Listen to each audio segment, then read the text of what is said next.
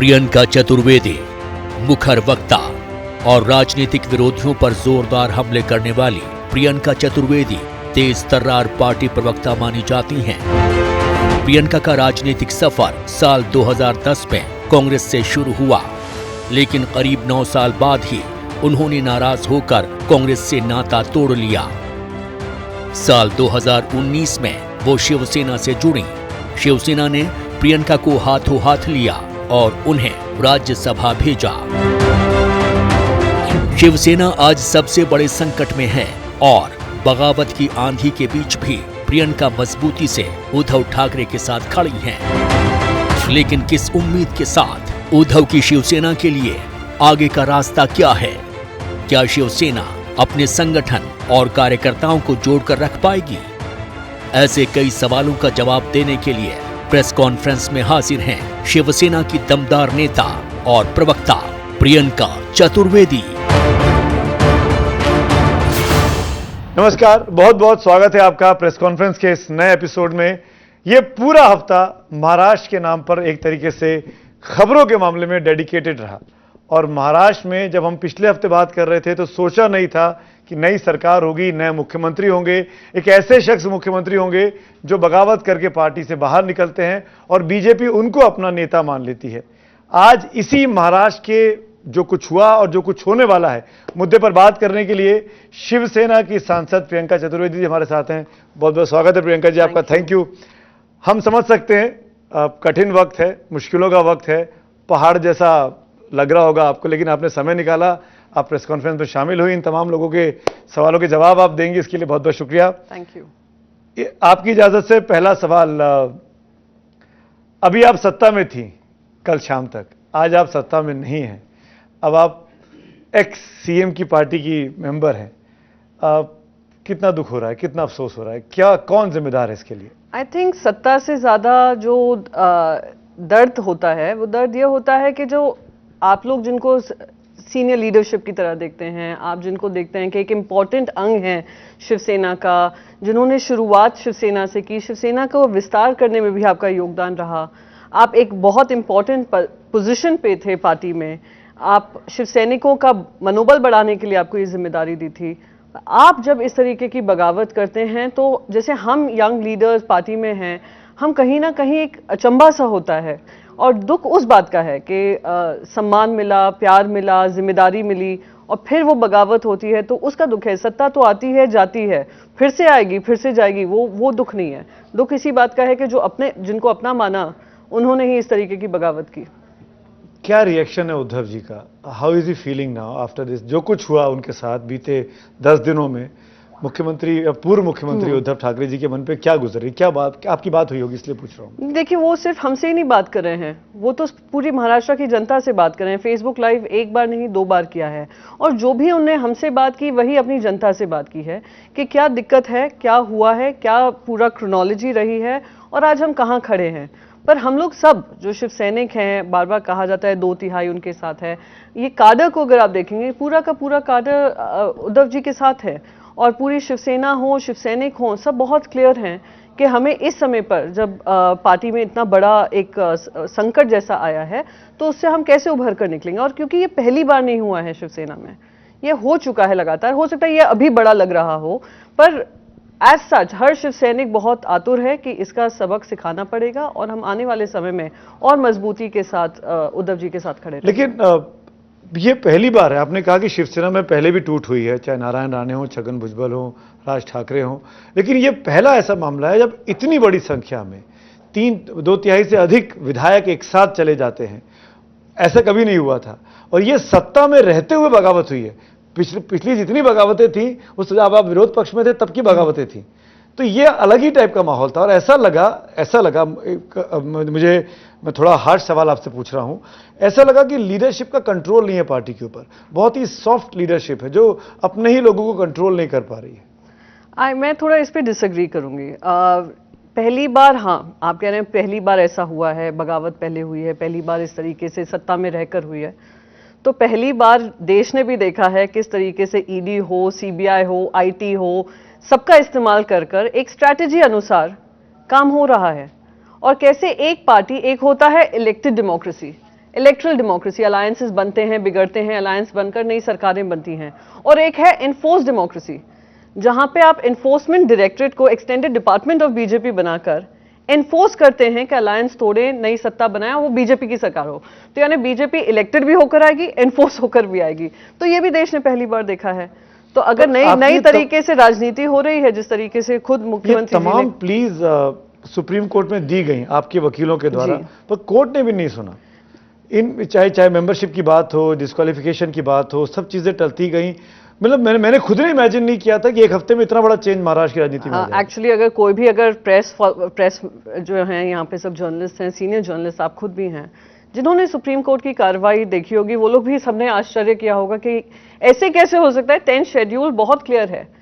10th schedule कहता है कि अगर कोई पार्टी का क्लेम कर रहे हैं कि 2/3 हिस्सा हमारे साथ है, तो वो 2/3 हिस्सा नया गुट अपने आप से नहीं बना सकती। लेजिस्लेटिव पार्टी की ट्रांसफर नहीं होती है। लेजिस्लेटिव उनको अगर नया गुट बनाना है, जो बार बार कह रहे हैं, तो उनको एक नया सिंबल मिलेगा, वो डिस्क्वालीफाई होंगे, फिर से री इलेक्ट होकर आएंगे। या दूसरा 10th शेड्यूल बहुत क्लियर है कि आप जो इस पार्टी में कोई भी अलग पार्टी में ज्वाइन कर डिस्क्वालिफिकेशन बचाकर आप फ्लो टेस्ट कर सकते हैं। ये पहली बार हुआ होगा कि सुप्रीम कोर्ट ने डिस्क्वालिफिकेशन प्रक्रिया पे, डिप्यूटी स्पीकर पे सवाल नहीं उठाया, प्रक्रिया पे सवाल नहीं उठाया। उन्होंने ऑन होल्ड रखा 11 जुलाई तक। 11 जुलाई के बीच से पहले आप डिस्क्वालिफिकेशन से पहले फ्लो टेस्ट करने को तैयार हैं।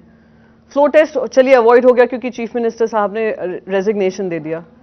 पर आज आप मुझे ये बताइए कि आज हम खड़े हैं, आज फिर से हम लोग सुप्रीम कोर्ट में गए थे। आज एक elected MLA, legislative assembly member, एक गुट है शिवसेना जो है, ओरिजिनल शिवसेना है, एक है जो क्लेम कर रहे हैं, तो चीफ व्हिप किसको माने और चीफ व्हिप किसका सुनवाई होगी? वो अधिकार किसका है? वो होता डेप्यूटी स्पीकर का, आपने सुप्रीम कोर्ट ने डाला हुआ है। और आज भी जब सुप्रीम कोर्ट में गए, कहा 11 जुलाई को हम इन रिवर्स देखेंगे कि क्या हो रहा है। सो आई मीन ये सारे सवाल तो जर्नलिस्ट को पूछने पड़ेंगे, लीगैलिटी देखनी पड़ेगी। आपको लग रहा है legality is very clear, 10th schedule is very clear, so we are just damaging the democracy further. आपको लग रहा है कि कोर्ट भी आपकी बात नहीं सुन रहा है, कोर्ट से भी ज्यादती हो रही है आपके साथ? मैं ज्यादती नहीं कहूंगी, मैं कहूंगी understanding of how important this particular case will turn out to be for future of India's democracy. आप ये सोचिए, अभी तक सवालिया निशान इस पे है कि चीफ व्हिप कौन है, ये एमएलए डिस्क्वालिफाइड हैं कि नहीं है, ये एमएलए जो चीफ मिनिस्टर अभी स्वेरिंग इन जिनकी कल हुई है, वो खुद डिस्क्वालिफिकेशन की लिस्ट में है, जो ऑन होल्ड है टिल द 11th of जुलाई। ये जो केस का आउटकम होगा, क्योंकि फाइनल वर्डिक्ट नहीं आया है, ये केस का जो आउटकम होगा वो आने वाले सालों में स्टेट इलेक्शंस कैसे होते हैं, स्टेट की राजनीति कैसे होती है, केंद्र की राजनीति कैसे होती है, सब बातें उसी पे निर्भर होंगी। आप ज्यादा कुछ कहे बगैर भी आपने बहुत कुछ कह दिया है। I understand your point, because supreme court का मामला है, सोच समझ के बोलना चाहिए। मामला सब जुडिस भी लाइक हाँ, आज भी बात हुई है कि न्यूज चैनल सब जुडिस बातों पे डिस्कशन क्यों करते हैं। राइट। लेकिन एक चीज बताइए मुझे प्रियंका जी, मैं आपको रिवर्स में लेके जाता हूँ। 2.5 साल पहले ये कहा गया उद्धव ठाकरे ने पीठ में छुरा भोंका था देवेंद्र फडणवीस के, उन्होंने बदला ले लिया 2.5 साल के बाद। हम मिलकर चुनाव लड़े, हमारी सरकार बननी थी, पर उद्धव साहब ने देवेंद्र साहब का खेल खराब किया। आज उनको मौका मिला, आज उन्होंने उनके साथ वही कर दिया, टिट फॉर टैट। ओके, चलिए उसका भी जवाब मैं देना चाहती हूँ। छुरा किसने भोंका? जब ये पूरी अलायंस बनी थी, आपको भी ध्यान होगा, अगर हम 2019 से पहले जाएं, अलायंस टूटा हुआ था। अलायंस एक साथ हम लोग ने 2014 का इलेक्शन अलग अलग लड़ा। 2014 के बाद, इलेक्शन के बाद, हमने पोस्ट पोल अलायंस बीजेपी के साथ किया, हम लोग ने साथ में सत्ता चलाई। 2019 में जब पूरा अलायंस की बात हो रही थी, बिल्कुल क्लियरली ये वादा किया गया था, और मैं फिर से कहूंगी, अमित शाह जी का ये वादा था उद्धव साहब ठाकरे को कि 2.5 साल शिवसेना के पास रहेगा, 2.5 साल भारतीय जनता पार्टी के साथ रहेगा, क्योंकि 5 साल भारतीय जनता पार्टी की सरकार, भारतीय जनता पार्टी के सीएम रह चुके थे। 30 साल से अलायंस का धर्म निभाया है। जब ये 2 मेंबर पार्टी थी केंद्र सरकार में, तब से लेकर आज तक हम लोग ही एकमात्र होंगे, एक शिरोमणि अकाली दल होगा जिनको अभी इनके साथ अलायंस टूटा, हम लोग इनके साथ रहे। 2.5 साल के मुख्यमंत्री का पद मांगा था, और वो भी आज खुद माननीय मुख्यमंत्री ने स्पष्ट किया, फॉर्मर चीफ मिनिस्टर, पार्टी पक्ष प्रमुख ने, कि वो भी एकनाथ शिंदे जी होने वाले थे हमारी तरफ से, वो 2.5 साल। तो जो चीज 2.5 साल पहले होनी थी, खंजर किसने किस पे भोंका, वो तो सबके सामने है। और उसकी वजह से आज 2.5 साल बाद हम ये इतने आपने करोड़ों खर्च कर दिए, ईडी का हवाला दे दिया, आईटी का दे दिया, सीबीआई का दे दिया, ये 2.5 साल पहले ये सारा आपको करने की जरूरत ही नहीं पड़ती। जो आज उद्धव ठाकरे जी ने अभी 4 दिन पहले फेसबुक लाइव में, और उसके पहले जब बगावत हुई 21 तारीख को, उसके 2 दिन बाद जो फेसबुक लाइव किया, उन्होंने बार बार कहा कि मुझे कुर्सी का मोह नहीं है, इस्तीफा देने को तैयार हूं, आप बोलिए तो सही, सामने तो आइए। ये 2.5 साल पहले कर देते, दे देते बीजेपी को, बना देते देवेंद्र फडणवीस को। नहीं, उन्होंने क्या कहा फेसबुक लाइव में कि अगर आपको मुख्यमंत्री बनाए, आप में से किसी को, या आप में से किसी को पक्ष प्रमुख बनाए, किससे बात कर रहे थे? वो बता रहे थे कि जो हमारे एमएलएज वहां पे गए हुए हैं, वो उनमें से कोई भी एक आकर हमें बता देता कि आप सीएम बनना चाहते हो, आप सीएम बनना चाहते हो या पार्टी पक्ष प्रमुख बनना चाहते हो, मैं बिल्कुल मान लेता। मैं आपको 2.5 साल पहले लेकर जाती हूँ। एक बहुत ही सेकेंड रंग लीडर थे आफ्टर उद्धव साहब ठाकरे, अगर कोई थे तो एकनाथ शिंदे जी थे। और आप कह रहे हैं कि 2.5 साल पहले ये अलायंस हुआ होगा बगैर उनसे राय मशवरा कर हुआ होगा। सब उसमें ऑन बोर्ड थे। और अगर राय मशवरा चलिए नहीं भी किया, मैं वो बात भी हाइपोथेटिकली मान लूं, तो आप क्या ये मंत्री पद की जिम्मेदारी लेते? 2.5 साल बाद में आकर आप ये सब आरोप लगाना कहीं ना कहीं हिपोक्रिटिकल लगता है। हिपोक्रेटिकल तो ये भी लगता है प्रियंका जी कि आपने शिवसेना ने कांग्रेस के साथ हाथ मिला लिया, शिवसेना ने एनसीपी के साथ हाथ मिला लिया सत्ता में आने के लिए, 55-56 एमएलएस के साथ। ये किस बात की? ये हाइपोथेटिकल नहीं है? नहीं, हिपोक्रिटिकल ये इसलिए नहीं है, मैं बताती हूँ। ये तो एग्जाम्पल खुद बीजेपी ने सेट किया है ना। आप हरियाणा का इनका मॉडल देखिए, जम्मू एंड कश्मीर का इनका मॉडल देखिए, वो डेमोक्रेसी होती है और ये हिपोक्रेसी होती है। वो कुएं में कूदेंगे, हम भी कुएं में कूदेंगे। कुएं में कूदे की नहीं, आपने एक नया डेमोक्रेसी का चलन शुरू किया है, तो क्या वो सिर्फ बीजेपी के लिए लागू होता है? तो आइडियोलॉजी को मतलब नहीं आइडियोलॉजी, नहीं एक सेकंड, मैं उस पर भी आ रही हूँ, आइडियोलॉजी पे भी आऊंगी। मैं सबसे पहले कहूंगी अलायंस जो हुआ था किस पे हुआ था? क्या ये कहा था हम तीनों आइडियोलॉजी कॉम्प्रोमाइज करेंगे? नहीं कहा था। सब लोग एक कॉमन मिनिमम प्रोग्राम पे आए और उस कॉमन मिनिमम प्रोग्राम के आधार पे चल रहे हैं। आज हमने औरंगाबाद का नाम संभाजी नगर किया, ये हमारी आइडियोलॉजी थी। हमने कॉम्प्रोमाइज किया? नहीं किया। हमने कहा राम मंदिर हम हम चाहते थे कि बनेगा, तो सबसे पहले ओथ टेकिंग लेने के बाद कौन वहां पे मुख्यमंत्री गए थे? देवेंद्र फडणवीस कितनी बार गए हैं वहां पर? राजनीति पूरी करेंगे उस पर। सबसे पहले ओथ टेकिंग के बाद माननीय मुख्यमंत्री उद्धव बाला साहेब ठाकरे जी गए थे।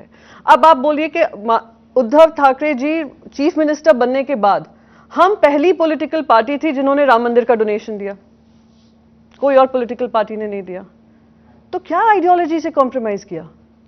तो अब मैं आपको लास्ट चीज आपसे पूछती हूं, क्या आपका हिंदुत्व, यहां पे सारे पत्रकार जो बैठे हैं, हिंदुत्व, क्या आपका हिंदुत्व सिखाता है कि जिसको सबसे बड़ी जिम्मेदारी दी हो वो बगावत करे?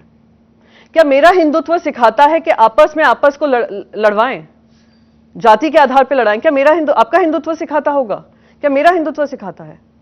मेरा हिंदुत्व तो नहीं सिखाता कि इस तरीके से चाकू लेकर एक दूसरे को मारने लग जाओ। अगर उन्होंने अपनी सरकार भी चलाई, हिंदुत्व धर्म के अनुसार चलाई, और धर्म कहता है वासुदेव कुटुंबकम, और ये सिर्फ मेरा धर्म नहीं कह रहा है, माननीय प्रधानमंत्री जी भी कहते हैं। पर आज कितनी बड़ी फटकार सुप्रीम कोर्ट ने लगाई है कि उनका हिंदुत्व में और हमारे हिंदुत्व में जमीन आसमान का अंतर है। नहीं, पर मैंने टोका नहीं आपको। अब आप मेरा सवाल सुनिए। जी। संभाजी नगर आपको तब याद आया जब आप माइनॉरिटी में आ गए थे। आपने 2.5 साल तक, 2 साल 7 महीने तक एक बार नाम नहीं लिया कि हम औरंगाबाद का नाम बदलने वाले हैं। जब मामला उठा विरोध किया, कभी यहां से विरोध तो आप शांत होकर बैठ गए। जब आप माइनॉरिटी में हैं, आपको पता है कि आज शाम के बाद या कल सुबह तक आपकी सरकार जाने की नौबत है, तब आप अपने आप को हिंदुत्व के लीडर दिखा रहे हैं कि हमने संभाजी नगर नाम रख दिया। वेरी गुड, हमें हिंदुत्व लीडर दिखाने की जरूरत नहीं है, हम हैं। मैंने आपको सिर्फ एक मिनट 40 एमएलए ऐसा नहीं मानते। एक मिनट, उन्होंने कहा आप हिंदुत्व से डाइवर्ट कर, डिविएट कर गए। हाँ, आपने बता दिया, अब मैं जवाब दे दूं। सबसे पहले हिंदुत्व के बारे में हम इनके एजेंडा पे नहीं जाएंगे। मैंने आपको उदाहरण सिर्फ संभाजी नगर का नहीं दिया, मैंने आपको उदाहरण मंदिर का भी दिया। हमने आपको उदाहरण बाकायदा बताया किस तरीके से राम मंदिर को लेकर डोनेशन की बात हुई, राम मंदिर का एजेंडा आगे रखा, हिंदुत्व का एजेंडा आगे रखा। एक बार नहीं 4 बार मंदिर होकर आए हैं, एक बार नहीं 4 बार हिंदुत्व के बारे में कहा है। और सरकार जो चलाई है हिंदुत्व धर्म के आधार पर चलाई है, जहां पे अगर आप वासुदेव कुटुंबकम कहते हैं, वासुदेव कुटुंबकम का काम भी करते हैं as a leader of Hindutva party. यह हमने काम किया है। सबसे पहले बात ये रही। बात वो 40 एमएलए क्या कह रहे हैं, ये सारे 40 एमएलए, उसमें से 8 मंत्री हैं, है ना? 8 मंत्री पद की शपथ जब ली थी, सब जानते थे कि हमने किस एजेंडा पे किया है और हमारा एजेंडा कहीं से भी कॉम्प्रोमाइज नहीं हो रहा है। मैं आपको कहती हूँ, वीर सावरकर जी की जो किताब है विक्रम संपत की लिखी हुई है, फर्स्ट वॉल्यूम माननीय मुख्यमंत्री जी ने रिलीज किया था, सेकेंड वॉल्यूम मैंने रिलीज किया था मुंबई में। आप मुझे कोई भी आप इनका एजेंडा उठाकर देख लीजिए, I have an answer to that. और अब संभाजी नगर का आपको जवाब देती हूँ। आपने कहा अब तक बात नहीं की, हर मीटिंग में, कैबिनेट मीटिंग में बात हो रही थी। हाँ, ये बात जरूर है कि वो लोग पे ऑपोजिशन था, बार बार कांग्रेस या एनसीपी आकर कहती थी हमें अपने लोगों को कन्विंस करना पड़ेगा। कन्विंस कर दिखाया ना, काम कर दिखाया ना, बात ये होती है। मैं अगले सवाल पे आता हूं। जी। आगे की बात करना चाहूंगा। तमाम अखबार ये कह रहे हैं, राष्ट्रीय अखबार, मराठी अखबार, एक्सपर्ट्स, पत्रकार, कि बीजेपी ने ठाकरे परिवार को अलग कर दिया है। अब शिवसेना जो है वो पूरी की पूरी इस तरफ आ जाएगी, और कोई बड़ी बात नहीं कि कल बीजेपी के साथ ही शिवसेना का जो शिवसेना है, दी शिवसेना, वो हो जाए, ठाकरे बिल्कुल अलग रह जाएं। क्या उद्धव ठाकरे, आदित्य ठाकरे, आपकी टीम जो है ये इस शिवसेना को रिवाइव कर पाएगी? पकड़ है ऐसी? मैंने आपको शुरू में इसका जवाब दे दिया था। आपने अगर सेंटिमेंट्स रोड पे देखे होते जब वो वर्षा बंगला छोड़ रहे थे, आपने सेंटिमेंट्स उस दिन शिवसेना भवन में देखा होता जब माननीय मुख्यमंत्री जी वहां पे पहुंचे थे, पक्ष प्रमुख वहां पर पहुंचे थे। आपने सेंटिमेंट ऑन द रोड देखा है, गांवों में देखा है, सड़कों पे देखा है, सब जगह सेंटिमेंट देखा है। 2/3 में हमारा जो पूरा पार्टी का काडर है, 2/3 तो छोड़िए, 1/3 का भी हिस्सा उनकी तरफ नहीं गया, एक्सेप्ट फॉर इलेक्टेड एमएलएज। तो 2/3 तब होता है जब टॉप टू बॉटम शिवसेना का अस्तित्व, ये सब की बात हो रही है। एक ही शिवसेना है, वो उद्धव बाला साहेब ठाकरे जी की शिवसेना है, जो माननीय बाला साहेब ठाकरे जी ने, जो उनका लास्ट दशहरा रैली थी, उन्होंने एक ही बात रखी थी कि मैं आपको यहाँ तक लेकर आया हूँ, आगे लेकर जाने की जिम्मेदारी मैं 2 लोगों पे सौंप रहा हूँ, वो हैं उद्धव ठाकरे, वो हैं आदित्य ठाकरे। जिन्होंने उनकी बातों पे विश्वासघात किया है, तो आप समझ सकते हैं कि कौन सही शिव सैनिक जो उनके उद्धव जी के साथ खड़ा है, या वो शिव सैनिक 40 लोग जो अपना फ्यूचर अंधकार में सोच बाला रहे थे। साहब तो कांग्रेस को दोस्त नहीं मानते थे।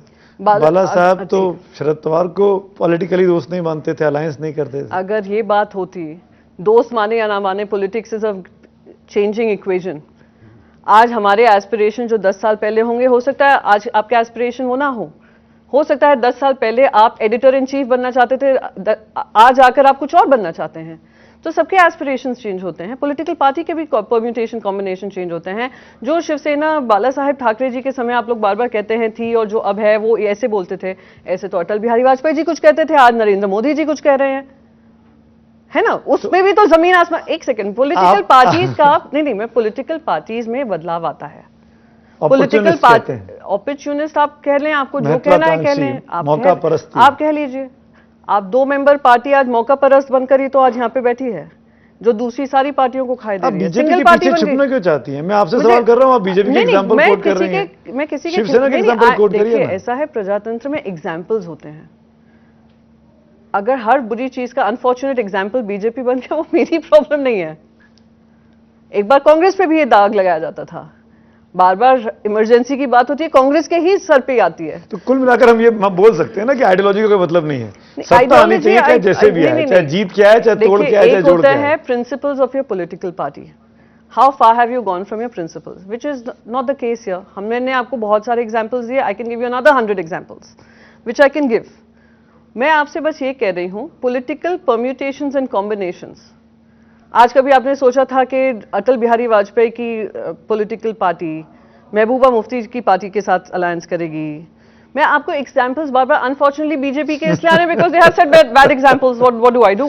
आपको लगता है कि आपका सिंबल, इलेक्शन सिंबल बचेगा?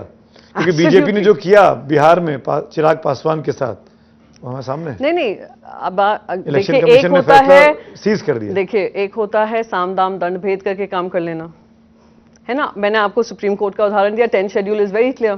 10th schedule, thankfully, as per the democracy constitutional norms, also suggest कि पार्टी का सिंबल कब मिलता है किसी को? जब वर्टिकल स्प्लिट हो। वर्टिकल यानी संगठन से लेकर जिला परिषद, कॉर्पोरेशन। अब स्प्लिट नहीं होगी, अब ये कह रही हैं? पार्लियामेंट्री पार्टी जो स्प्लिट होना था वो सामने दिख रहा है। अब नहीं होगी।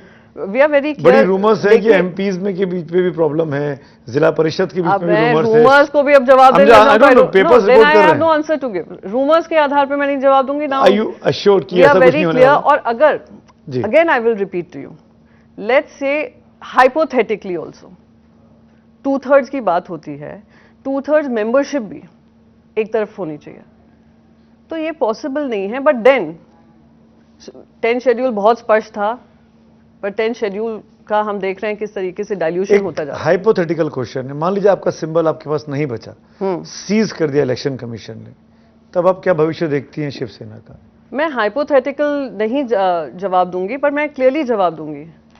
हम उद्धव बाला साहेब ठाकरे जी के साथ खड़े हैं, निरंतर खड़े हैं। जितनी भी लंबी लड़ाई हो, जितनी भी कठिन लड़ाई हो, जितना भी संघर्ष करना पड़े, जैसे मैंने कहा सत्ता आएगी जाएगी, कुर्सी रहेगी जाएगी। जो कुर्सी का मोह करेंगे वो जाएंगे, जो रहेंगे वो यहाँ पे हैं, संघर्ष करेंगे। चलिए सवालों का सिलसिला शुरू करते हैं। आप में वरुण। ओके, प्रियंका जी, एक पत्रकार और एज आई वाज प्रेजेंट जब बाला साहब वो स्टेटमेंट कर रहे थे, तो उन्होंने दशहरा रैली में ये नहीं कहा था कि उद्धव ठाकरे को मैं सेना सौंप रहा हूँ या आदित्य ठाकरे को। उन्होंने लोगों को कहा था कि मैं इन दोनों को आपके हाथों सौंप रहा हूँ और आप इन्हें संभालिएगा। ये सेना संभालेंगे नहीं कहा था। और शायद कहीं वही नज़र नहीं आ रहा है कि जो लोगों को उन्होंने शिवसेना सौंपा था, उन्हीं लोगों ने आज बगावत की है। और ये देखने में असफल केवल उद्धव ठाकरे और आदित्य ठाकरे नहीं रहे, बल्कि पूरी की पूरी जो एक कोटरी, एक कोर टीम बनी थी उनकी, वो रह गई। सबसे पहले मैं बता दूं, ये 40 एमएलए जो हैं वो पूरी शिवसेना नहीं है। आप इस गलतफहमी में मत रहिएगा, पहले तो। दूसरी बात, आप भी जानते हैं, मैं भी जानती हूं, बाला साहेब ठाकरे जी का मतलब क्या था। उन्होंने लाइन ऑफ लीडरशिप क्लियरली बता दी थी, है ना, कि लाइन ऑफ लीडरशिप शिवसेना में किसकी रहेगी। और बिल्कुल शिवसैनिकों के पास सौंपा, और आज वो सारे शिवसैनिक उनके साथ खड़े हैं एक्सेप्ट फॉर -39-40, जिनमें से 19 पे तो ईडीआईटी का हवाला है। आपके तो मैंने ट्वीट्स भी पढ़े हैं, आपने यामिनी जाधव और यशवंत यादव जी के बारे में क्या क्या नहीं लिखा है ना। आज क्या हुआ, गंगा धो लिए, स्नान हो गया, गंगा स्नान। मेरा स्टैंड करप्शन के खिलाफ वही है, तो जो पहले था। तो अब क्या है, अब क्या है, अब भी वही है। आउट ऑफ मैं आपके, I didn't mean personally you, I mean to say कि कुछ लोग ईडी के धब्बे में लगे हुए थे, जिसके बारे में आप एंटी करप्शन क्रूसेडर भी हैं, आप बात कर रहे थे। अब वो सब गंगा धो लिए, ईडी फाइल्स क्लोज हो गई हैं, आपको उससे कष्ट नहीं होगा ना। तो जनता किसके साथ खड़ी है वो बाला साहेब जी ने बाकायदा शिवसैनिकों को बता दिया था। और आज भी हम लोग सब खड़े हुए हैं। हम न्यू एंट्रेंट हैं पर खड़े हुए हैं, और जो पुराने हैं वो भी खड़े हुए हैं। आप शिवसेना को 40 में मत समेटिए। क्या आप रहेंगी पार्टी में? ये सवाल बहुत अच्छा आपने पूछा। मैं आपको बता दूं कि ना सत्ता का प्यार मुझे कांग्रेस में था। आप तो मेरी जर्नी देख चुके हैं। 2009 में राजनीति जुड़ी थी, और 2014 में उनके इलेक्शन की सबसे बुरी हार रही होगी। I was the last person standing speaking to the media. मैंने संघर्ष देखा है और आगे भी देखूंगी। Don't try and ask me a question when I am implied to be an opportunist. Priyanka ji, आप लगातार सुप्रीम कोर्ट का जिक्र कर रही हैं, तो मेरे हाथ में सुप्रीम कोर्ट की एक पिटीशन है जो आप लोगों की तरफ से दायर की गई। उसमें देवेंद्र फडणवीस के लिए मास्टरमाइंड शब्द का इस्तेमाल, सॉरी आपको फिर से सवाल। सुप्रीम कोर्ट में जो याचिका दायर हुई है, उसमें देवेंद्र फडणवीस के लिए मास्टरमाइंड शब्द का इस्तेमाल किया गया है। जो राजनीतिक पूरी उठापटक हुई है, सरकार बदली है, देवेंद्र फडणवीस मास्टरमाइंड कैसे है? मैंने याचिका पढ़ी नहीं है, so I can't comment on. Devendra Fadnavis को मास्टरमाइंड मानते हैं क्या पूरे घटनाक्रम का? I don't know what you are speaking about. मैं उसका जवाब क्या दूं, मुझे समझ में नहीं आ रहा है। प्रियंका जी, पार्टी में इतना बड़ा रिवोल्ट हो जाता है, इतने सारे एमएलए पार्टी से निकल जाते हैं, पार्टी की कमान ठाकरे परिवार से बाहर जाएगी, ऐसे वो आशंका जताई जाती है। तो कहीं ना कहीं लगता है कि आपको सीएम रहने के बाद एक पार्टी चीफ करके वो फेल हो गए, या फिर कांग्रेस और राष्ट्रवादी को मनाने में उनका इतना टाइम चला गया कि अपनी पार्टी में जो अनरेस्ट था वो देख नहीं पाए। नहीं, देखिए, कहीं ना कहीं अगर आप सर्कमस्टांसेस देखें, 2019 में एक नए अलायंस जिसकी शुरू से ही हम देख रहे थे एक विपक्ष था जो बहुत अग्रसर था, फेक नैरेटिव्स चले, सब चला, वो ठीक है, नया अलायंस बनकर आ रहा था, उस पर इल्ज़ाम लग रहे थे, सब लग रहे थे। एक हिस्सा वो है। दूसरा हिस्सा ये है कि उस समय पे कोविड की कहर भी आई। 2020 में मार्च ऑनवर्ड्स लॉकडाउन हुआ, 1.5 साल वो लॉकडाउन चला। आप अगर कहें वो पार्टी पक्ष के नाते हो या चीफ मिनिस्टर के नाते वो कहीं भाप नहीं पाए, तो आप सबसे पॉपुलर चीफ मिनिस्टर कैसे रहते? अगर आप जनता के बीच में जनता का काम कर रहे हैं बगैर वहां पे दिखे क्योंकि लॉकडाउन था, तो यानी आप एक्सेसिबल थे, तो वो एक्सेसिबल का दाग भी हट जाता है। अनफॉर्चुनेट सर्कमस्टांसेस थे कि पूरा देश में लॉकडाउन था, महाराष्ट्र में भी लॉकडाउन था, महाराष्ट्र बड़े आंकड़े देख रहा था, हमें कंट्रोल करना था, वो उनकी प्रायोरिटी था, राजनीति प्रायोरिटी नहीं थी। एंड एक्सपेक्ट ये था कि सारे जो पार्टी के नेतागण हैं सब इसी में लगे रहेंगे, मेहनत कर रहे होंगे। किया, सबने किया, तभी पॉपुलर चीफ मिनिस्टर रहे। पार्टी को भी एक कॉन्फिडेंस मिला, पूरे देश ने एक कॉन्फिडेंट लीडर देखा कि उभरते हुए देखा जिन पे इतने सवालिया निशान थे। फिर आया उनकी सर्जरी आई। उनकी जब पहली सर्जरी हुई तो उसके बाद थोड़ी दिक्कतें हुई, जिसकी वजह से सेकंड सर्जरी हुई। उस सेकंड सर्जरी के बाद 1.5 महीने डॉक्टर्स ने कहा था कि यू हैव टू रिक्यूपरेट। तो वो 1.5 महीने में मैं तो उम्मीद करती हूँ, गॉड फॉरबिड अगर कुछ होता है, अगर मुझे कोई जिम्मेदारी दी हुई है, तो मेरे आसपास जिनको भी मैं ट्रस्ट करती हूँ वो मेरी आवाज बनकर खड़े रहेंगे, वो मेरे तरफ जो भी काम आता है वो मुझे सेफ गार्ड करेंगे और जनता की आवाज बने रहेंगे। पर उनमें से ही कोई जिस पे ट्रस्ट किया हो वो उसी बात को इस्तेमाल करके कहे कि आप इनएक्सेसिबल थे या आप थे नहीं, तो मैं ये तो एक आई वुड से एक एक्सक्यूज हुआ टू रिबेल। ये पता चला था क्या, ये बात आई बाद में जब रिबेल हो गया, जब लोग बाग सूरत होते हुए गुवाहाटी पहुंच गए, वो ये कि हमको इस बात की भनक लगी थी कि कुछ लोग सत्ता पर काबिज होना चाहते हैं, समझाया गया, एकनाथ शिंदे को बोला गया कि आप आइए मुख्यमंत्री बन जाइए, इस तरह की इंटेलिजेंस आई थी मई के महीने में? मई में बाकायदा उनसे मुलाकात भी हुई थी, कहा भी था कि आप ऐसा अगर आपको कोई किसी तरीके से असंतुष्ट महसूस कर रहे हैं तो हम आपको चीफ मिनिस्टर बना देते हैं। उस समय पे सर्कमस्टांसेस जब महाविकास अघाड़ी बनी थी, क्योंकि जैसे मैंने कहा जब 2.5 साल की बात हुई थी बीजेपी के साथ बनना एकनाथ शिंदे जी को था, पर महाविकास अघाड़ी बना। उस समय पे ये माहौल बने कि अगर कोई, क्योंकि 2 former chief ministers Congress party में थे, एनसीपी में भी काफ़ी सीनियर लीडर्स थे, तो ये माना गया कि अगर उद्धव जी बनते हैं तो वो सबको एक साथ लेकर जा सकेंगे और लेकर काम कर सकेंगे, इसलिए उनको बनाया। आप ये देखिए जब से 33 साल हो गए हैं यूडी मिनिस्ट्री हमेशा चीफ मिनिस्टर रखते हैं, तो आपको वो काम दिया कि आप ये संभालेंगे, इसी हिसाब से दिया कि आप, तो ये कहा कि अगर आप चीफ मिनिस्टर बनना चाहते हैं आप करिए, नहीं हो उस समय मना करिए कि नहीं ऐसा कुछ है ही नहीं, सब गलत है। एक बात बहुत ईमानदारी से बताइएगा, मैं ईमानदारी से ही बात करती हूँ। आई नो, मैं और भी ईमानदारी एक्सपेक्ट कर रहा हूँ, इसीलिए मैंने ईमानदारी से जवाब भी दिया आपके पहले से। मैं और भी ईमानदारी एक्सपेक्ट कर रहा हूँ। क्या इंटेलिजेंस का फेलियर नहीं था? जिस तरीके से हलचल हुई, सब चले गए, पता नहीं चला, वोट करते हैं रातों रात गायब हो जाते हैं, महाराष्ट्र का बॉर्डर क्रॉस हो जाता है, सूरत पहुंच जाते हैं। पुलिस की, इंटेलिजेंस की लापरवाही थी कि नहीं थी? मैं कहूंगी टू सम एक्सटेंट। अगर आप देखें वो लोग थाने से गए, थाने में सारे जो भी इंटेलिजेंस है जो भी है थाने से ही फिर सूरत गए, सूरत पुलिस टुक ओवर, तो obviously Gujarat police will not help us. Border तक वहां पर जब पहुंचे हैं तो I don't know for what reason intelligence bureau of the police wasn't giving a timely update. That is for all to know. थाने में कौन है क्या है वो मैं इस पे जानना नहीं चाहूंगी। थाने मतलब शिंदे साहब? हाँ, तो आप समझ सकते हैं हुआ क्या है, किस तरीके से हो सकता है फोन्स ऑफ कर दिए हों, अपडेट्स नहीं मिल रहे हों। जो बात आपने की कि आपके क्लोज एसोसिएट ने आपके साथ सबसे बड़ा धोखा, और मैं बस यही कहूंगी कि आप जैसे कोई मुझसे कहे तुम्हारा भाई तुम्हारे दगाबाज है, और मैं कहूँ मेरा भाई मेरे साथ कैसे कर सकता है, यू नो मैंने इसको सब कुछ दिया है, सब किया है, कैसे कर, पर वो कर देते। विकास जी, मेरा सवाल ये है कि क्या उद्धव साहब के इस्तीफे के बाद अब महाविकास अघाड़ी का विलय हो गया है या फिर मतलब खत्म हो गया ये गठबंधन, या आने वाले समय में जो पहली अग्नि परीक्षा होगी वो बीएमसी का चुनाव होंगे, स्थानीय निकाय के चुनाव होंगे, क्या उस वक्त ये महाविकास अघाड़ी का जो गठबंधन है वो चुनाव में एक साथ होगा? एक्चुअली जहाँ तक अब तक जो सीएम सर ने कहा है, क्लियरली कहा है कि हमारे साथ वो लोग बिल्कुल they are standing with us, and जो डिसीजन हुए हैं उसमें भी हमारे साथ खड़े रहे हैं। अब किस शेप में होता है, क्या होता है, वो हमारी सीनियर लीडरशिप ही डिसाइड करेगी। हम सब ने अपना भरोसा उद्धव जी में डाला है। उद्धव जी निर्णय लेंगे और फिर हम लोग सब एकत्रित होकर काम करेंगे। जैसे भी जिस रूपरेखा में अलायंस बने ना बने, साथ में करें ना करें, वो सारा चार्ज हमने उद्धव जी को दिया हुआ है, वो उसी का निर्णय लेंगे। तो मतलब आप डिनाई नहीं कर रही हैं ये अलायंस हो भी सकता है, खत्म नहीं हुआ है अभी?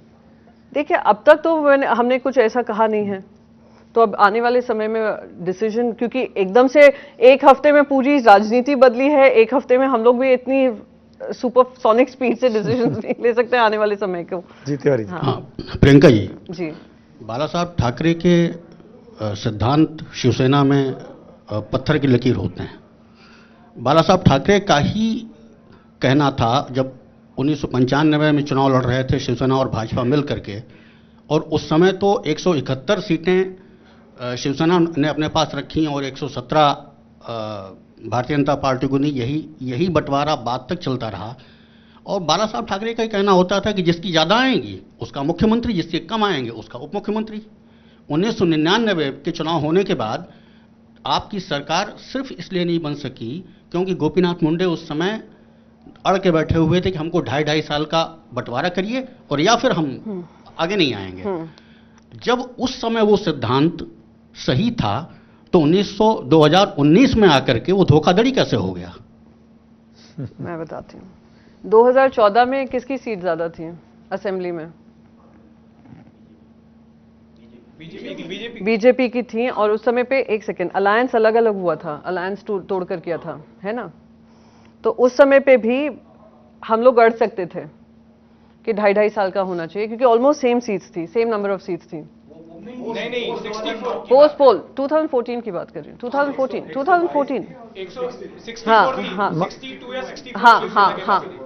हाँ 2014 में भी हम कह सकते थे कि 2.5 साल का अलायंस होना चाहिए। एक सेकंड, क्योंकि पोस्ट पोल अलायंस था। एक second sir, post poll alliance था, हम भी ये अड़ंगा डाल सकते थे, अगर तुम्हें हमारे साथ अलायंस करना है तो 2.5 साल हमें दे दीजिए, 2.5 साल आप रख लीजिए। एक मैं आपको, either you accept my explanation or you say कि sorry I reject it.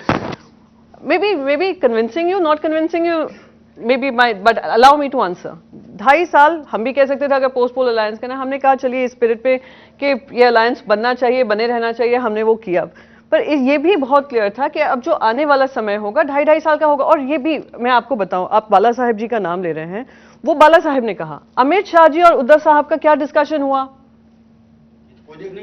वो आप कह रहे हैं ना, दिस इज योर वर्ड। यानी आप कह रहे हैं उद्धव जी ने पूरी दुनिया को सामने नहीं रखकर बोला, तो यानी हो सकता है बात ही नहीं होगी। यानी आप, योर वर्ड वर्सेस माइन हुआ। क्लियरली था 2.5 साल होगा तभी अलायंस होगा, और सेंटर के लिए होगा, लोकसभा इलेक्शंस के लिए होगा और असेंबली के लिए होगा। बहुत स्पष्ट था, उसमें कोई आर्ग्यूमेंट नहीं था। ये नहीं था किसके नंबर ज्यादा किसके नंबर कम। अलायंस इस तरीके से बना था। लेकिन ये तिवारी जी, एक मिनट, लेकिन जब चुनावी कैंपेन में आप लोग गए जी, तो प्राइम मिनिस्टर ने अपनी रैलीज में देवेंद्र फडणवीस को सीएम के तौर पर प्रोजेक्ट किया था, तब शिवसेना ने ऑब्जेक्ट नहीं किया था। और यही बात तो बाद हम में लोग क्या बीजेपी पब्लिकली नहीं, एक सेकेंड, एक होता है कि हम आपके शब्दों पे पूरा विश्वास रखकर आप किसी को भी प्रोजेक्ट करें, पर हमें पता है कि कैसे होने वाला है। यह हमारे आपके बीच की बात है ना, कि आपको जिसको प्रोजेक्ट करना है आप कर रहे हैं, आप अपना लीडर दिखा रहे हैं। हमारा जब समय आएगा हम अपना लीडर बता देंगे। बात तो स्पष्ट थी।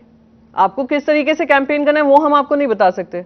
जैसे आप लोगों ने, उन लोगों ने इंडिपेंडेंट कैंडिडेट्स, हमारे कैंडिडेट्स को हराने में लगा दिए कि हम इनके जितने कैंडिडेट्स हारेंगे हम उन पे हावी होंगे। हुआ है, तभी आज इस तरीके का माहौल बना है। तो आपको जब ये कमिटमेंट था, कमिटमेंट से पीछे कौन हटा?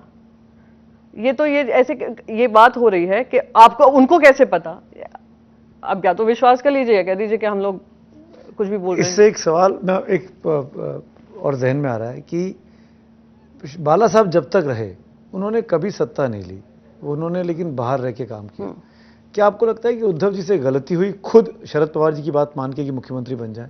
वो बाहर रहते किसी और को बना देते तो शायद ज्यादा आज ऐसी परिस्थितियां नहीं देखनी पड़ती। देखिए, बाला साहेब जी के समय पर जो अलायंस होता था बीजेपी के साथ ही होता था। ये एक नए अलायंस बन रहा था, एक नई आई वुड से एक नया मॉडल सामने आ रहा था, model on the basis of common minimum programme जो भी बन रहा था, सारी लोगों की बात सुनकर बन रहा था, उस कॉमन मिनिमम प्रोग्राम को कौन आगे बढ़ा सकता है अगर शिवसेना के सीएम बनने हैं, क्योंकि तीनों पार्टी में सबसे ज़्यादा एमएलएज हमारे थे। तो वो जब निर्णय की बात आई तो इट इज़ वेरी ऑब्वियस कि अगर एक ये नया कॉम्बिनेशन बन रहा है तो जो पुराने तौर तरीके हैं उसमें थोड़ा बदलाव आएगा ही। एंड अगर तीनों पक्षों को साथ लेकर चलना है, Uddhav ji would be the best suited candidate, दो ही वॉज रिलक्टेंट, बट उस समय पे क्योंकि वो समय की मांग थी उन्होंने किया। राइट। मेरा आपसे सवाल है, ये जानना चाहता हूँ कि एकनाथ शिंदे अब राज्य के मुख्यमंत्री हो गए, इतने दिनों से बगावत कर रहे हैं, उनको पार्टी से अब तक बाहर का रास्ता क्यों नहीं दिखाया? वो पार्टी में नेता पद पे, आप भी जानते हैं कि शिवसेना का संविधान क्या है, नेता पद पक्ष प्रमुख के बाद बड़ा होता है, उनको पार्टी से हटाने का फैसला उद्धव ठाकरे क्यों नहीं ले पा रहे? नहीं, क्यों नहीं ले पा रहे का यहाँ पे सवाल नहीं है। उनको लेने की पूरी, हमने अभी जब नेशनल एग्जीक्यूटिव हुआ था बिल्कुल क्लियरली उनको ये कहा था कि जैसे भी वो ठीक समझें, और उस समय बहुत क्लियरली उन्होंने कहा कि जो भी लीगल स्टैंड पॉइंट होगा कि मैं कुछ भी अनकॉन्स्टिट्यूशनली इलीगली नहीं करूंगा, मैं सब कुछ सामने रखकर मैं बात होगी। पर कोई आप, अगर मैं इसका भी आर्ग्यूमेंट आपको दे सकती हूँ कि अभी भी हम कहते हैं कि सब कुछ है फिर भी आप बगावत कर रहे हैं, तो आपका कारण क्या है? क्या प्रेशर है आपका? आपको लगता है कि उनको मुख्यमंत्री पद की लालसा थी इसलिए ये सब हुआ? नहीं, अगर थी तो आपके पास वर्षा का रास्ता पता था, आपके पास एक्सेस था, ये डिस्कशन हुआ था मई में, आप कह देते। सूरत जाकर इस तरीके से रातों रात जाकर राज्यसभा चुनाव, एमएलसी चुनाव में क्रॉस वोटिंग होकर करना, ये किस तरीके की वो हुई ना, बात हुई, पार्टी से जो लॉयल्टी होती है उसकी बात हुई। चार दीवारें हैं, उसमें आप डिस्कस करिए, जो भी कहना है कहिए। जब आपको क्लियरली मीटिंग में भी कहा मई में कि अगर दिस इज योर डिजायर तो आप प्लीज ले लीजिए।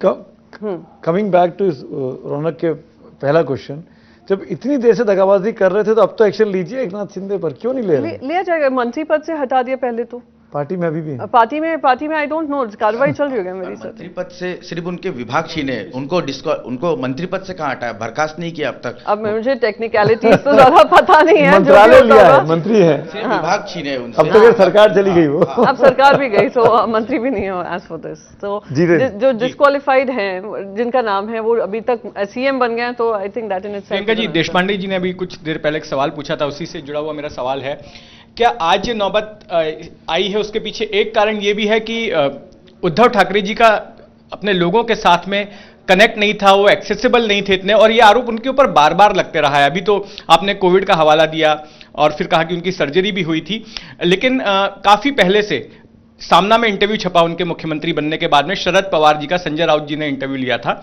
और उसमें भी शरद पवार जी ने नसीहत दी कि उद्धव ठाकरे जी को और लोगों से मिलना जुलना चाहिए। इसके पहले जो लोग शिवसेना छोड़कर गए, चाहे वो नारायण राणे हों, उसके बाद सांसद थे मोहन रावले, कुछ और भी लोग, उन्होंने यही कहा कि ये तो हमसे मिलते ही नहीं है, हमको कई कई दिन का इंतजार करना पड़ता है इनसे समय मांगने के लिए। तो उनके इस एटीट्यूड की वजह से भी नाराजगी थी एक तरह से।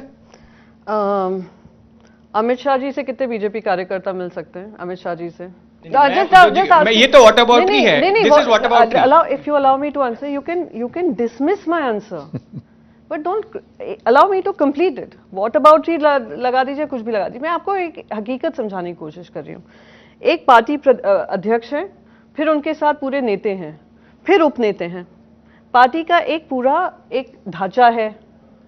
अगर पार्टी का सुनवाई आपके उपनेते नहीं कर रहे हैं, कार्यकर्ता की सुनवाई उपनेते नहीं कर रहे हैं, तो नेते के पास जाते हैं। नेते नहीं कर रहे हैं तो I would say that is the logical step. अब आप कांग्रेस पार्टी को देख लीजिए। कांग्रेस पार्टी के अगर मुंबई के किसी कार्यकर्ता को दिक्कत होगी, वो मुंबई प्रदेश के पास जाएगा।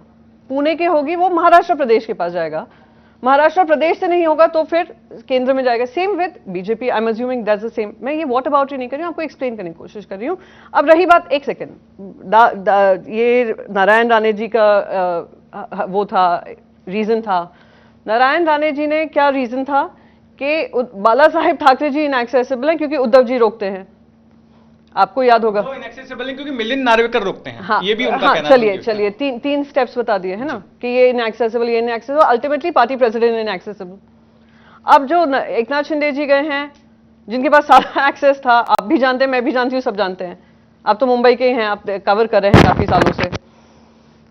वो अब क्या कह रहे हैं कि आदित्य जी नहीं मिलने देते थे। आदित्य जी इसलिए नहीं मिलने दे रहे थे क्योंकि वरुण जी मिलने नहीं दे रहे थे। आई मीन एक्सक्यूजेज है, I am sorry but these are excuses. आप मुझसे व्हाट अबाउट कह रहे हैं, मैं इनको एक्सक्यूजेज बता रही हूँ। जी एक प्रियंका जी, आपने कहा कि 2019 के चुनाव में बीजेपी ने अरे भदौरिया जी को भी सवाल करने दीजिए वरुण जी, उनके हिस्से का सवाल आप ना पूछ लीजिए। मेरे सवाल थोड़े अनकंफर्टेबल होते हैं, मुझे पता है थोड़े से अनकंफर्टेबल होते हैं, इस कारण लोग अवॉइड करते हैं। बट 2019 में बीजेपी ने इंडिपेंडेंट्स जो खड़े हुए हैं उनको निकाल दिया था, पर शिवसेना ने तो ऑफिशियली कैंडिडेट दिया था देवगढ़ कनकवली में बीजेपी कैंडिडेट के खिलाफ। ये सवाल नहीं था, सवाल ये था कि बेसिकली आप जो कह रही हैं कि शिवसैनिक सड़कों पे थे, हमने जो शिवसेना, मैंने 15-16 साल शिवसेना कवर किया है, उसमें से जो हमने शिवसेना देखा है, थोड़ी सी भी कुछ होती थी तो सैनिक सड़क पे होते थे। ये जो 40 एमएलए 20 एमएलए जब शुरुआत में गए तो कहीं उनके साथ वो मसल पावर भी तो नहीं चला गया, क्योंकि शुरुआत में 2-3 दिन तक हमने कहीं कोई शिव सैनिक सड़क पे नहीं देखा, कुछ नहीं देखा। ये आपको क्या जबरदस्ती शिव सैनिकों को स्टेज रोड पे लाना पड़ा? वरुण जी, तो आप एक बार डिसाइड कर लीजिए। मुझसे एक दिन सवाल पूछा कि लॉ एंड ऑर्डर व्यवस्था यहाँ पे खराब हो रही है। गवर्नर साहब ने लॉ एंड एक वरुण जी मुझे जवाब देने का आप काफी हंस लिए थे जब उन्होंने सवाल पूछा था आप इस पार्टी में रहेंगे या नहीं रहेंगे, तो आप मुझे भी जवाब देने का मौका दीजिए। गवर्नर साहब ये हवाला देकर गए लॉ एंड ऑर्डर बिगड़ सकता है, फिर ये वहां से दलील आता है सुप्रीम कोर्ट को जाता है कि हमारी जान खतरे में है। आप कहते हैं शिवसैनिक रास्ते पे नहीं आ रहे। अब मैं किसको यकीन करूं? आपको यकीन करूं, गवर्नर को यकीन करूं, सुप्रीम कोर्ट पर दी गई दलील को यकीन करूं, क्या यकीन करूं?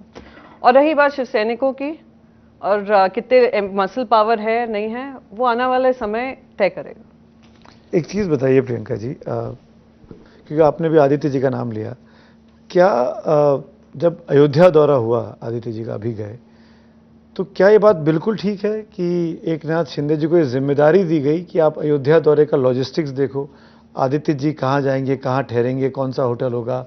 एक इतना बड़ा नेता जो इतना बड़े पोर्टफोलियो पे हो, और क्या उसको ये तौहीन नहीं लगी गई होगी कि वो एक लॉजिस्टिकल इंचार्ज बन के भेजा जा रहा है? इस तरह की चीज़ें छपी हैं, इसलिए मैं पूछ रहा हूँ आपसे। देखिए, अगर जो शिवसेना को क्लोजली नहीं फॉलो कर रहे होंगे ना, उनको ये पता नहीं होगा कि Shivsena functions like a family. आप मंत्री हो, आप पार्टी के कार्यकर्ता हो, आप उपनेते हो, नेते हो, सचिव हो, सब एक दूसरे के लिए काम करना पड़ता है। उसमें कोई ये ईगो का कोई हैसल नहीं है, ये मैं आपको कह सकती हूँ। और जो भी लॉन्ग स्टैंडिंग शिवसेना को कवर कर रहा होगा वो जानता होगा।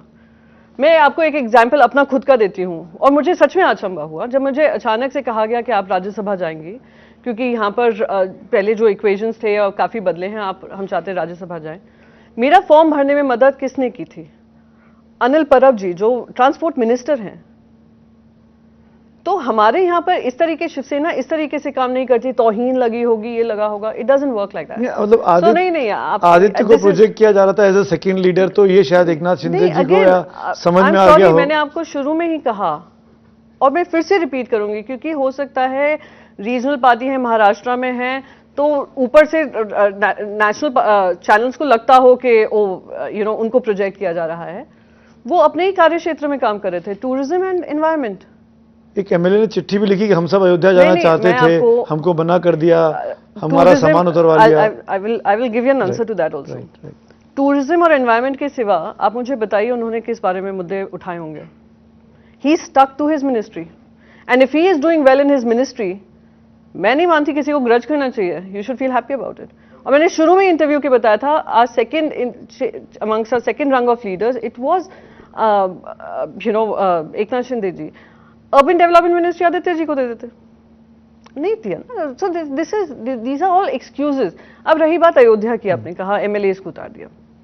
एक बहुत इंपॉर्टेंट, क्योंकि हमने अनाउंस कर दिया था कि आदित्य साहब जाएंगे राम मंदिर के दर्शन करने के लिए।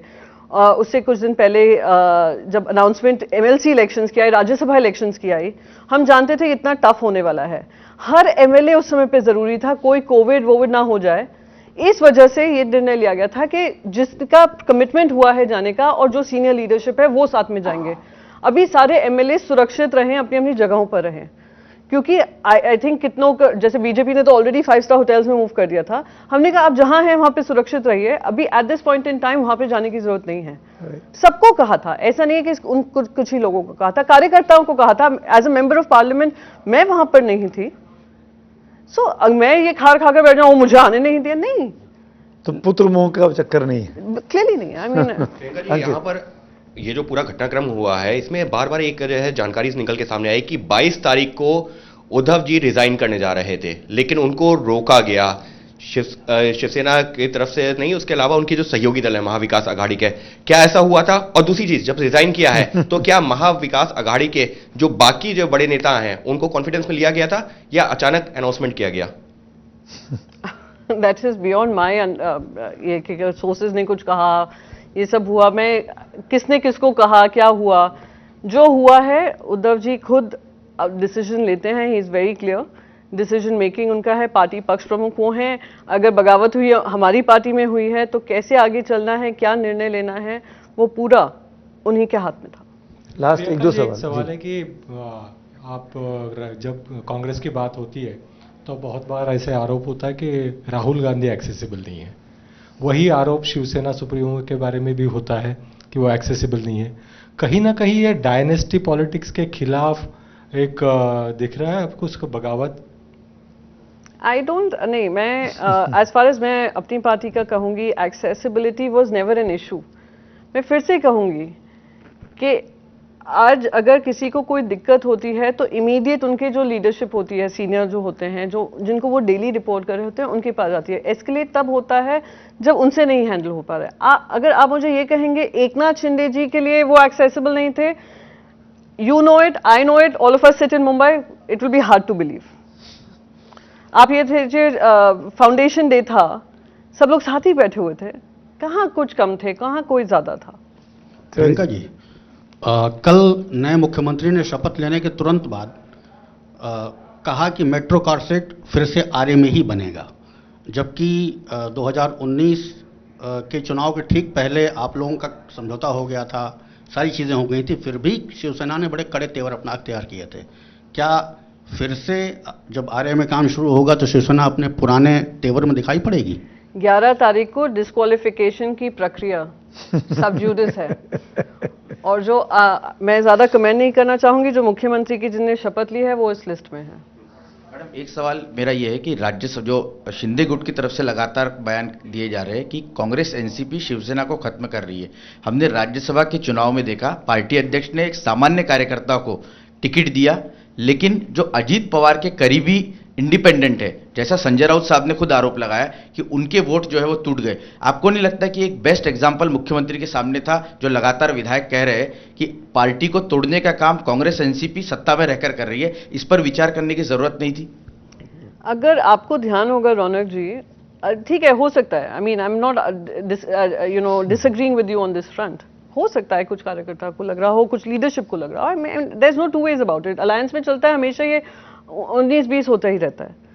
आपको याद होगा जब 2014 के बाद अलायंस बना था, 2015-16 में थाने की रैलीज में भी खुद एकनाथ शिंदे जी कहते थे ये अलायंस तोड़ना जरूरी है, क्योंकि ये लोग हमारी बात नहीं सुनते हैं, ये हमें हमारे हाथ बांधे हुए हैं, भारतीय जनता पार्टी के साथ जितने साल काम करेंगे उतना हमारी पार्टी के लिए दिक्कत होगी। एक मत था इसमें भी।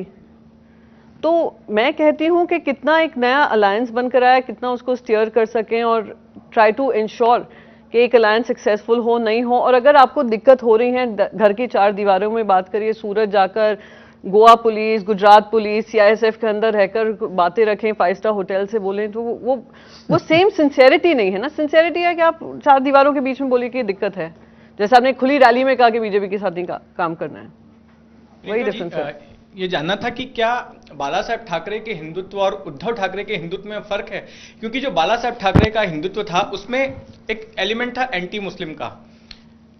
1984 के भिवंडी राइट्स में शिवसेना के ऊपर आरोप लगा कि शिवसैनिकों ने जो है वहां पर दंगे किए भिवंडी में।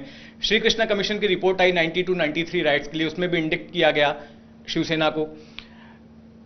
जो उद्धव ठाकरे जी का हिंदुत्व है, 2019 में जो तीनों पार्टियों की सरकार बनी तो उसका जो प्रिएम्बल था उसमें सेकुलर शब्द का 2 बार इस्तेमाल किया गया था।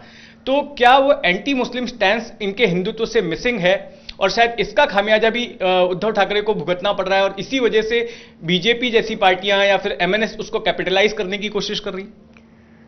सबसे पहले ये पूछूंगी कि सेक्युलर शब्द में कहीं लिखा है कि you have to be you can not be anti Muslim, या क्या सेक्युलर शब्द ये कहता है कि आप धर्म विरोधी रहो? सेक्युलर शब्द हमारे कॉन्स्टिट्यूशन शब्द को हमेशा शिवसेना ने बड़े ही नेगेटिव तरीके से हाँ, पेश किया है। अब आप मुझे फिर से मैं दोहराऊंगी कि जो अभी जिस तरीके का माहौल है, जो आज सुप्रीम कोर्ट ने फटकार लगाई है एक प्रवक्ता को, वो तो मैं कहती हूँ बलि का बकरा बन गई बेचारी। वो वही कर रही थी जो उनकी पार्टी चाह रही थी। क्या वही सत्ता में जब अटल बिहारी वाजपेयी जी थे, सत्ता मैं ये नहीं वॉट अबाउटरी नहीं कर रही हूँ, मैं आपसे कह रही हूँ परिवर्तन आते हैं, राजनीतिक पक्ष में परिवर्तन आते हैं। लीडरशिप जब बदलती है तो लीडरशिप अपनी हद तरीके से काम करती है। क्या बेसिक कोर जो आइडियोलॉजी है, जो उस समय समय की मांग थी, इस समय समय की मांग नहीं है? तो अगर हम, वरना जैसे आई हेट टू से इट, पर बार बार ये कांग्रेस पार्टी पे दोष लगाया जाता है कि ये इवॉल्व ही नहीं होना चाहते हैं, ये जनता से इनका डिस्कनेक्ट हो गया है।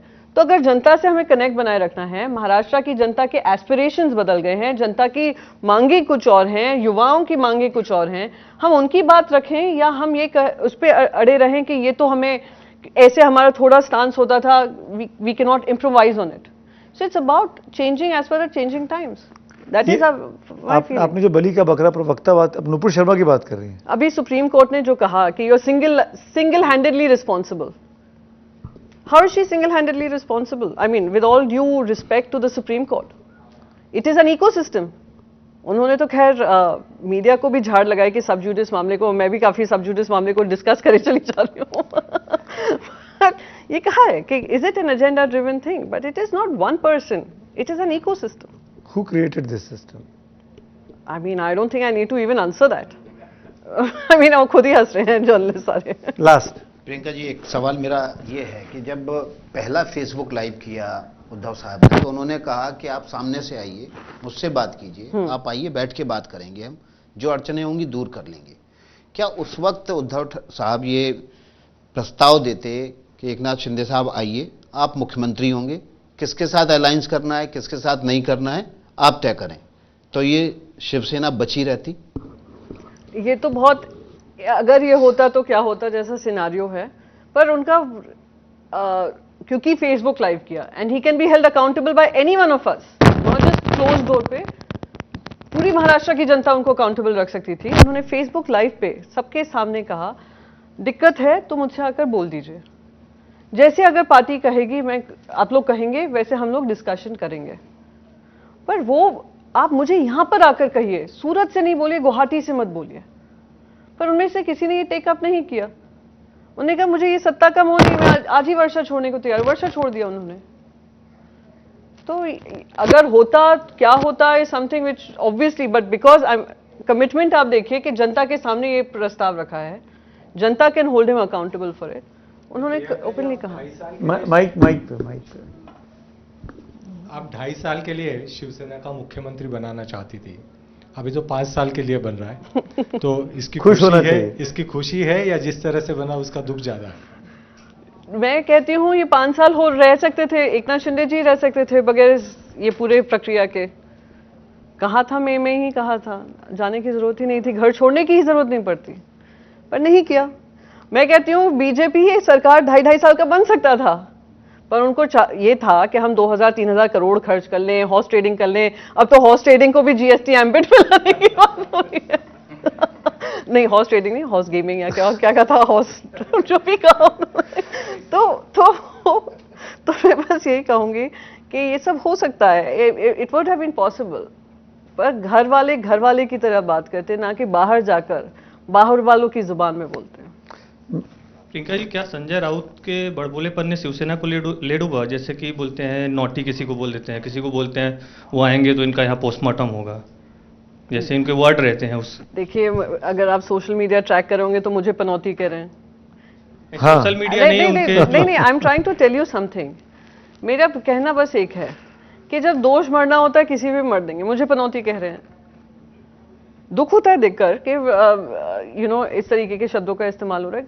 सब लोग अपनी तरह से मेहनत कर रहे हैं, इम्प्रोवाइजेशन की जरूरत है, इम्प्रोवाइज करेंगे, पर वहां जाकर बोलना करना, आई अगेन से कि थोड़ा वियर्ड है, स्ट्रेंज है। आप सोशल मीडिया पे आपने सवाल खड़ा किया ट्रोलिंग पे, हम सब जानते हैं, हम सब उस चीज के झेल चुके हैं, झेलते रहते हैं और झेलेंगे भी।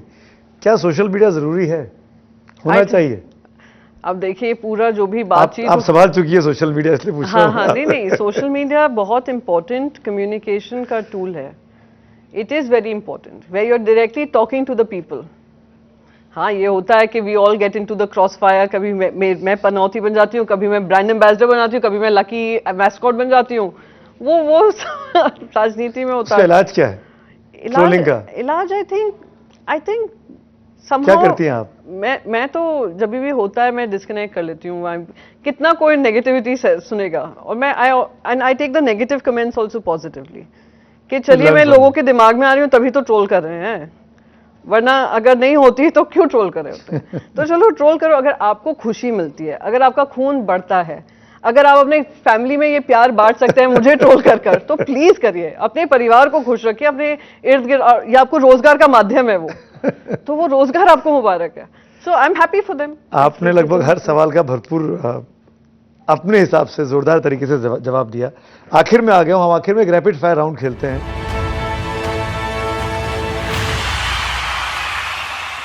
क्विक आंसर्स होते हैं, ऑब्जेक्टिव टाइप क्वेश्चन जिसको कहते हैं. पॉलिटिशियन से क्विक आंसर देना. तो पहला सवाल मैं पूछना चाहूंगा आपसे. प्रियंका चतुर्वेदी जो कि शिवसेना की सबसे नई मेंबर में से एक हैं, उनके हिसाब से शिवसेना के लिए बड़ा दगाबाज कौन है, भारतीय जनता पार्टी या Eknath Shinde? I mean that's a tough question for a newcomer like you said. ये इसका जवाब मैं नहीं दे पाऊंगी, मैं न्यूकमर हूँ. उद्धव ठाकरे जी किसको मानते हैं दगाबाज, बीजेपी को या एकनाथ शिंदे को? नहीं, अगर आप देखेंगे जिस तरीके से 30 साल एक अलायंस रहा और जिस तरीके से पार्टी को भी खत्म करने की कोशिश की गई, हर मापदंड अपनाए, साम दाम दंड भेद किया, ईडी सीबीआई किया, सुशांत सिंह राजपूत किया, आर्यन खान किया, ईडी लगाया, सीबीआई, जो भी आप लोगों ने काम किए, ईडी के केसेस बंद कर दिए. इतनी एक पीएमएलए केस होने वाला था फाइल, वो बंद हो गया क्योंकि वो उस तरफ गंगा नहा लिए, गंगा स्नान हो चुका है. तो I would say BJP because उनके पास सारे यंत्र हैं. एकनाथ शिंदे अब एक शिव सैनिक होने के नाते, जैसा कि सर ने पूछा, मुख्यमंत्री बन गए हैं, आपकी नजर में वो बाहुबली है या कटप्पा है? एक्चुअली मैंने पिक्चर ही नहीं देखी है, so I don't know who is Kattappa, who is Baahubali. I am sorry, I am really sorry. Kattappa villain है. Kattappa is a villain. अच्छा चलिए, उद्धव जी की सबसे बड़ी कमी क्या पुत्रमोह रही या कांग्रेस एनसीपी का गठबंधन का दबाव?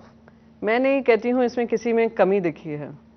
इसमें एक मंशा दिखी है कि एक नया पार्टी को रिवाइव करना है, पार्टी को किसी से मिलकर खत्म नहीं करना है, पार्टी का एक अपना अस्तित्व बनाना है. बार बार ये आरोप लगाते थे कि उद्धव जी में एडमिनिस्ट्रेटिव कैपेबिलिटी नहीं है, वो उन्होंने करने का हौसला दिखाया. उन्होंने एक नए तरीके से शिवसेना को एक नया अलायंस बनाने की हिम्मत दिखाई. मैं पुत्रमोह बार बार इसलिए आई एम वेरी सरप्राइज, क्योंकि जैसे मैंने उदाहरण दिया कि एनवायरमेंट और टूरिज्म मिनिस्ट्री के सिवा किस बारे में उन्होंने चर्चा की, कहाँ उन्होंने दिखाने की, if he is shining out of that, is he responsible for it? It's as simple as that.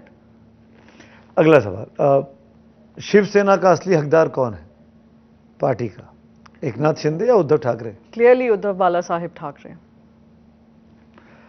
Maharashtra की महाभारत में जो कुछ चला बीते 10 दिनों में, इसमें बिगेस्ट लूजर कौन रहा, उद्धव ठाकरे या शरद पवार? राजनीति में ना कोई लूजर नहीं होता है. आज का लूजर कल का विनर होता है, आज का विनर कल का लूजर होगा. अब आपने, I hate to say it, पर Devendra Fadnavis ji should have been the chief minister rightfully. Prime minister बनने जा रहे थे, अब डेप्यूटी चीफ मिनिस्टर बन गए. तो you don't know, I will not even call him something wrong. हो सकता है आज के लूजर लग रहे हों, कल के विनर बन जाएं. आज हम लूजर लग रहे हों, कल विनर बन जाएं. राजनीति में ये लूजर विनर कुछ नहीं होता है. क्या आपको लगता है कि बिगेस्ट प्रॉब्लम शिवसेना के लिए इस पूरी क्राइसिस में की वजह संजय राउत जी रहे, जो कि बार बार रेबल बोलते रहे? नहीं, आई डोंट थिंक सो. ये एक्सक्यूजेस हैं किसी को दोष मरने का, काम करने का. जहां तक अगर ईडी की बात करें, ईडी ने तो उनकी प्रॉपर्टीज भी अटैच कर लिया, उनको बार बार समन्स भी दिए जा रहे हैं. वो भी गुवाहाटी जा सकते थे, अब गंगा स्नान हो सकता था. तो यानी रीजंस ढूंढने के बहुत हो सकते हैं, जैसे मैंने आपको अपना सोशल मीडिया का बताया. क्या आप लोग भी इस बात को मानते हैं, जो शिवसेना में हैं, जो उद्धव जी के साथ हैं, कि शरद पवार जी के बड़े अच्छे संबंध हैं बीजेपी की टॉप लीडरशिप के साथ?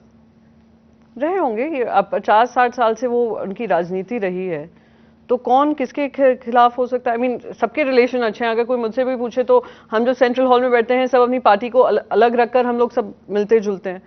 तो personal relations are always very different from political relationships. Sharad Pawar ji पे भरोसा किया जा सकता है? मैं बहुत छोटा तिनका हूं इस बड़े समंदर में, आप मुझसे ऐसा सवाल ना पूछिए प्लीज। क्योंकि बाला साहब ने कुछ और कहा था उनके बारे में, बिल्कुल विपरीत। हाँ, मैं फिर से कहूंगी, अटल बिहारी वाजपेयी जी ने भी बहुत सारी चीजें कही थी जो नरेंद्र मोदी जी नहीं कर रहे हैं या कह रहे हैं। होता है, एल.के. आडवाणी जी ने बहुत सारी की थी जो अमित शाह जी नहीं कह रहे हैं। सो आखिरी सवाल, प्रियंका चतुर्वेदी जी का भविष्य क्या है? अच्छा ही तो अगले मेरा सवाल पूरा नहीं हुआ था। अगला चुनाव कब से लड़ेंगी? राज्यसभा में रहेंगी, इसी पार्टी में रहेंगी या कुछ और? मैंने उसका जवाब पहले भी दिया, मैं फिर से रिपीट करूंगी। मैंने जब कांग्रेस भी, मैं बार बार मुझे कहा जाता है, आई डोंट नो इतनी बार आप लोग ज्योतिरादित्य सिंधिया से पूछते होंगे या इतना आप जितिन प्रसाद से पूछ लेंगे या आप इतना बाकी सारे नेतागण जो गए हैं उनसे पूछेंगे जितना मुझसे ये सवाल पूछा गया है। 2019 से इसका जवाब दे रही हूं और शायद अगले 25 साल भी देना पड़ेगा मीडिया को, यही प्रूव करने को कि मैंने कांग्रेस जिस वजह से छोड़ी थी वो रीजन मेरी पॉलिटिकल एम्बिशन नहीं था। और मैं अभी भी आपको बता दूं, मैं शिवसेना में एक कमिटमेंट से आई हूं, ना कि पॉलिटिकल एम्बिशन से। और आपने ये मुझे प्राइवेटली भी पूछा था, मैंने उस समय भी आपको जवाब ये दिया था, सत्ता मोह नहीं है, सम्मान की लड़ाई है। तो शिव सैनिक प्रियंका चतुर्वेदी जी का बहुत बहुत शुक्रिया, बहुत बहुत धन्यवाद, आपने वक्त निकाला, हमारे साथ जुड़े। Thank you so much. Priyanka Chaturvedi ji दिल से बात करती हैं, खुल के बात करती हैं। आज से नहीं, पिछले कई सालों से इनको जानता हूं और इस कार्यक्रम को इतना दिलचस्प इसीलिए हम बना पाए कि प्रियंका जी ने खुलकर बात की, मन से बात की, दिल से बात की। Thank you so much for being with us. Thank you so much. अगले हफ्ते फिर मुलाकात होगी एक नई शख्सियत के साथ। आप एबीपी न्यूज देखते रहिए।